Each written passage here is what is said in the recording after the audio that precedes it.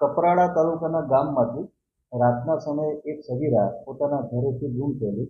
આ બાબતની જાણ એના પરિવારજનોને પડતા એમના પરિવારજનોએ ગામમાં તપાસ કરેલી. ગામમાં સગીરા મળી નહીં આવતા આજુબાજુના ગામમાં એમના પરિવારજનોએ તપાસ કરી ત્યારે પરિવારજનોને જાણવા મળેલ કે બાજુના ગામનો એક ઈસમ પણ ગુમ છે, જેથી પરિવારના સગીરા જે ગુમ થઈ હતી એના પરિવારના સભ્યો, ગામના આગેવાનો અને બાજુના ગામના આગેવાનો જ્યાં પણ એક ઈસમ ગુમ થયેલો હતો, બંને જણા ભેગા મળી અને આજુબાજુના ગામોમાં સગીરાની અને આ જે ગુમ થનાર ઈસમ છે બંનેની તપાસ કરતા સગીરા સેલવાસ ખાતેથી બજારમાંથી આરોપીઓ સાથે મળી આવેલી. જે તે સમયે ગામના આગેવાનો ભેગા થઈ અને સગીરાને પોતાના વતનમાં ગામમાં લાવેલા અને આરોપીઓને એમના આગેવાનો એમના વતનના ગામમાં લઈ ગયેલા.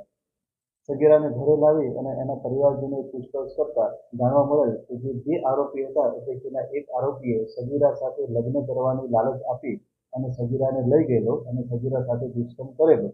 આ બાબતે સગીરાના પરિવારજનોએ કપરાડા પોલીસ સ્ટેશનમાં ફરિયાદ આપતા પોલીસે ફરિયાદ નોંધી અને ગુનો રજીસ્ટર કરેલ છે, તપાસ શરૂ કરેલ છે.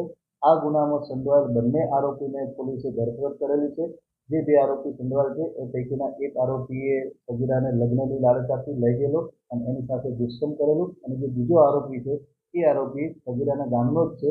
એને આ સગીરાને અને આરોપીને ભાગવામાં મદદ કરેલી અને પોતાના મોટરસાયકલ ઉપર બેસાડીને લઈ ગયેલો છે.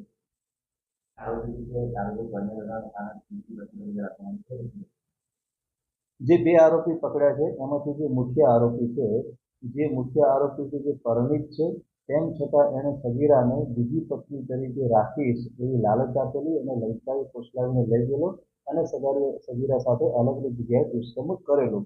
જે અન્ય આરોપી છે એ સગીરાના ગામનો જ છે અને એણે આ મુખ્ય આરોપી અને સગીરાને ભગાડવા મદદ કરેલી. એ પોતાના મોટરસાયકલ ઉપર સગીરાને અને મુખ્ય આરોપીને બેસાડીને અન્ય ગામ ઉપર લઈ ગયેલા હતા.